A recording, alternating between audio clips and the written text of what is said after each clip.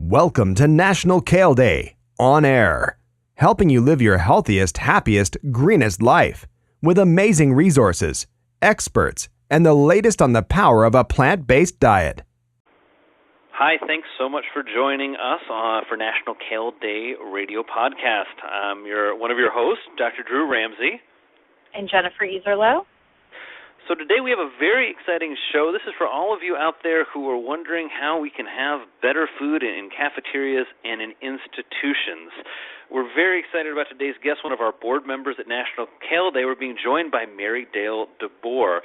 Marydale is the CEO and founder of a very interesting company called Fresh Advantage, which helps institutions do what we want them to do, serve delicious, healthy food. So these are hospitals and schools. She's created a program, Food is Primary Care, which is being instituted in a lot of different places. And she's been in the food advocacy business for years. She's also a lawyer and also on the faculty at the Yale School of Medicine.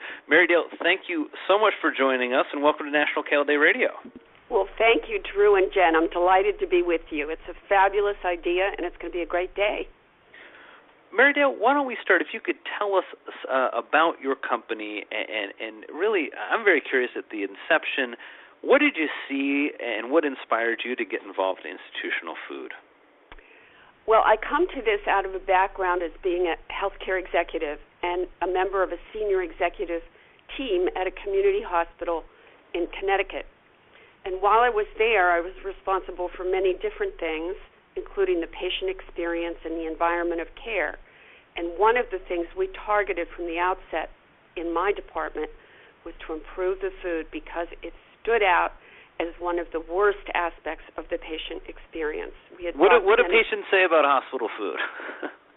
They don't say anything. They just don't eat it, Drew, and that was the problem. Because, if we don't eat well, we can't heal. So we looked at that and we said, we really need to fix this first and foremost. Marydale, I was just thinking of something when I recently went to visit my granny in the hospital and saw what she was eating. I think the most surprising thing for a lot of people, when they're in hospitals or they have a loved one there, is that you see things like white pasta, potatoes, and everything is horribly overcooked. So I think, the thing we need the most is freshly cooked vegetables, or at least, vegetables that are prepared ahead of time that are palatable. And, for me as a chef, too, and as a person who loves to eat and loves to eat healthy food, that's, something that is a priority. Well, that's exactly right. And I had the good fortune at this hospital to have a chief executive officer who was also a physician. So we had the leadership commitment, which is really critical in institutions where you want to effect change.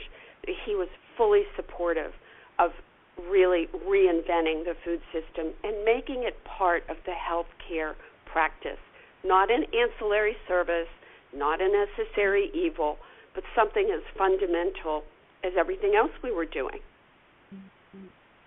Marydale, a lot of people who are listening have had this idea, right, that food in our hospitals and our schools should be better. You're one of the people in the country who's really done that. Can you share with us some of your really key lessons learned over the years? I mean, how do you do it? How do you get things like kale into an institution?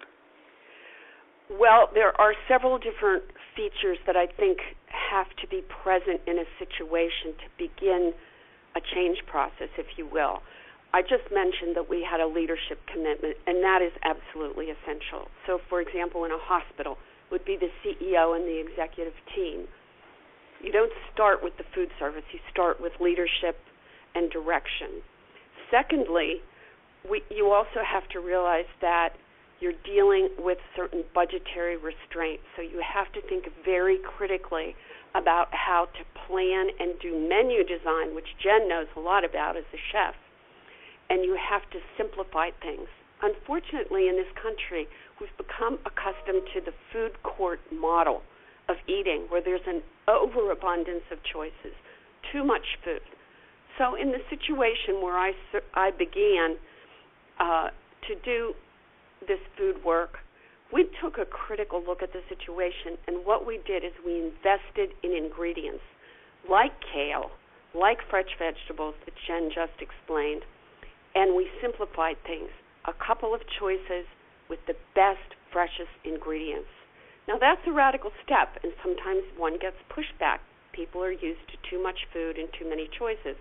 But we found that it was so delicious that pushback ended very quickly.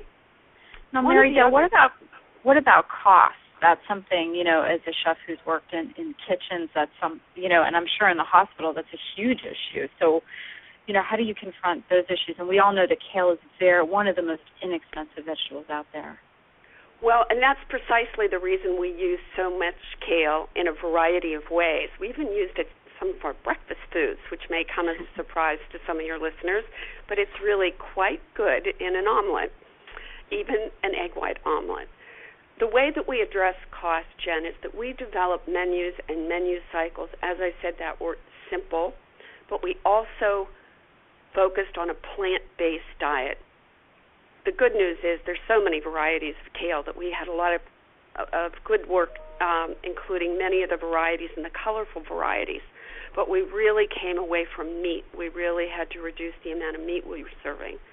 That, to me, is the single greatest step we took to conserve costs, along with eliminating 42 different choices, which even in the employee and retail cafeteria is overwhelming to people on a short lunch hour. They really want to know the food is good and fresh and delicious. Those are some great suggestions. It sounds like your tips, if someone's looking at their cafeteria and saying we need to change things, is not to go to the cafeteria director or the food director, but is to start with the leadership in the hospital and build some team effort and to get buy-in from people at sort of the upper echelons of an organization. Exactly, and there are different models of how a hospital or a school, so you're dealing with a CEO or a principal, if you will, in a school. Some institutions can be self-operating, and they hire their own employees, their own chefs, and that's one model of doing this work. The other is sometimes a vendor is hired. So in both circumstances, having the executive leadership on board is critical. And I think also having the medical staff on board is critical. Sometimes, even though, Drew, as a physician and psychiatrist, you're really in the lead and you understand the alignment between food, physical health, and mental health. But sadly, many practitioners have had to focus on the complexity of their own practice and really haven't thought about food and nutrition quite as deeply as you have thought about it. So there is an educational process there occasionally with the medical staff. I found that the nursing staff comes on board very quickly, and that's another important constituency because nurses are on the floor, they're giving immediate care. That's why people are in acute care hospitals. But they also understand that the patient comes in a certain way and goes home in another way, and they understand that food is part of a continuum of care. So I find great support in working with the nursing department. Marydale, I'd love to hear one of your success stories. You've changed things around at a number of institutions with your company, Fresh Advantage.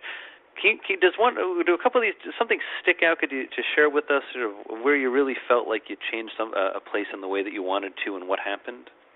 Yes, I have two examples. One is Connecticut Mental Health Center in New Haven, Connecticut, which is a public mental health hospital that is actually run by the Department of Psychiatry at Yale University. Outstanding Department of Psychiatry, as you well know, Drew. They are one of the leaders in psychiatry, for sure. Yes, and here again, back to leadership. The CEO is a truly visionary individual.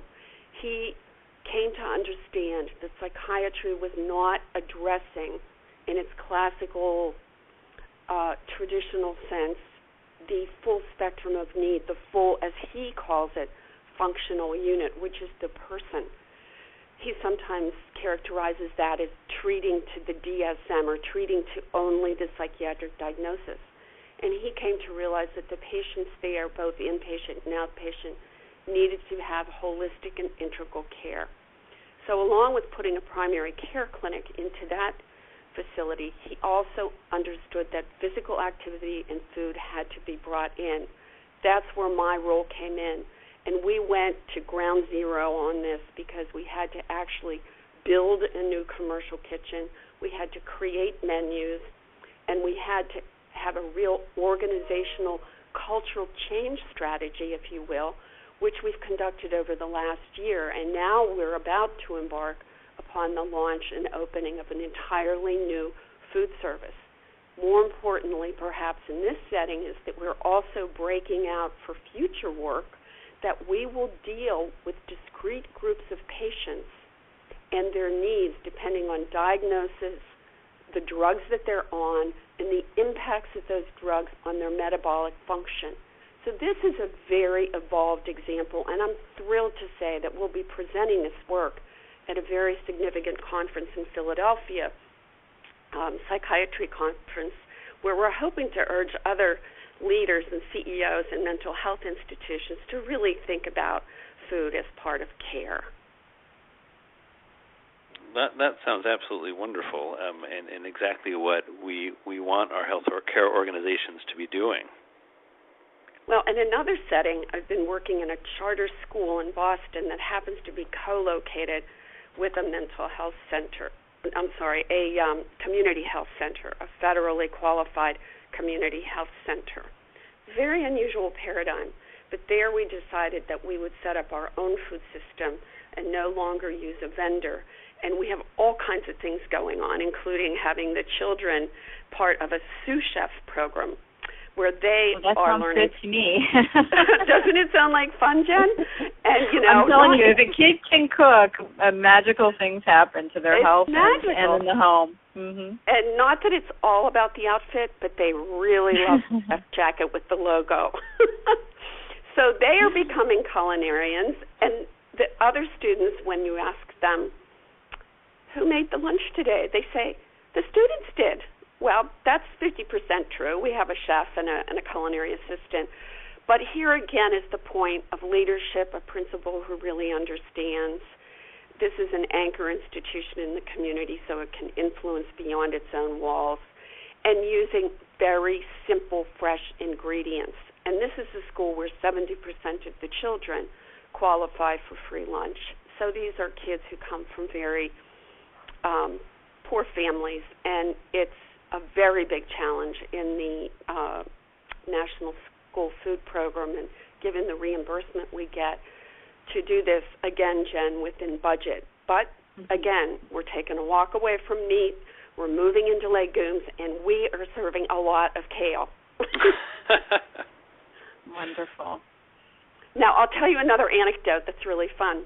We're doing the classic chopped kale salad with the lemon and just a tiny bit of salt, because we're very aware of sodium intake with these kids, many of whom have very high BMIs, which isn't a good predictor of their future health destiny. But when we chop our kale and we put it in the bowl and we talk about massaging the kale, you should hear the giggles. Nobody believes that they're actually sautéing a salad, but it's great fun. The kids are learning a lot, and when they learn to cook, they learn to eat well. Yeah, and it's, in my experience in teaching kids to cook is when kids are able to handle the ingredients, see what they are, and they have a role in it, they always eat what they make. So if you're starting with these amazing superfoods, things like kale, for example, spinach, nuts and seeds, they're more likely to eat it versus if you just place it on the table in front of them, because kids and teens as well, they want to have some sort of ownership in the preparation of their food. But it's also an empowering thing. If kids get home from school and a parent isn't, there to supervise the meal, they can go in the fridge, get a bunch of kale, massage away, and they have a meal that's also incredibly healthy. So, I think that teaching kids to cook is of enormous value.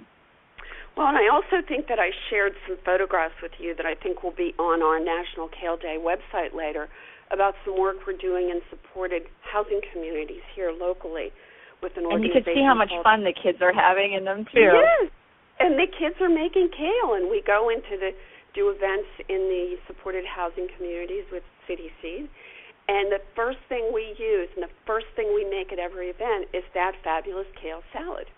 So hopefully the listeners will be able to see some of those great images on the website. Yeah, and we'll have that listed when we post the podcast at nationalkale.org. Great.